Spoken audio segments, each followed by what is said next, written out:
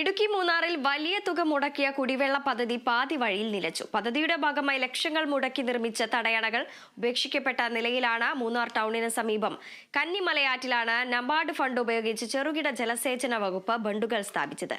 ലക്ഷങ്ങൾ മുടക്കിയെങ്കിലും പദ്ധതി പൂർത്തീകരിക്കാൻ ബന്ധപ്പെട്ട വകുപ്പുകൾക്ക് സാധിക്കാതെ വന്നതാണ് പ്രതിസന്ധിയായത്.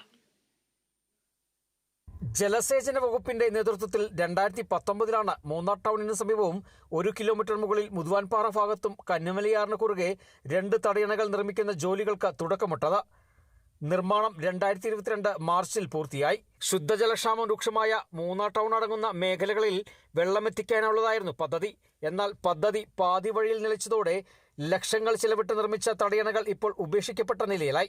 മൂന്നാറിനും അതുപോലെയുള്ള ആനച്ചാല് വെള്ളത്തൂൽ ഭാഗത്തിലേക്ക് കുടിവെള്ളം എത്തിക്കാൻ വേണ്ടി ഇവിടെ ഒരു ചെക്ക് ഡാം പണിതതാണ്. ഇങ്ങനെ ഒരു ചെക്ക് ഡാം കോടിക്കണക്കിന് രൂപയ്ക്ക്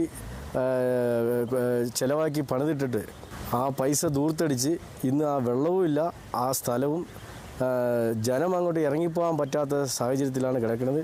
നബാർഡ് ഫണ്ട് ഉപയോഗിച്ചാണ് ചെറുകിട ജലസേചന വകുപ്പ് ബണ്ടുകൾ സ്ഥാപിച്ചത്. കന്നിമലയാറ്റിലെ വെള്ളം തടഞ്ഞു നിർത്തി ടാങ്കിൽ സംഭരിച്ച് വിതരണം ചെയ്യാനുള്ളതായിരുന്നു പദ്ധതി.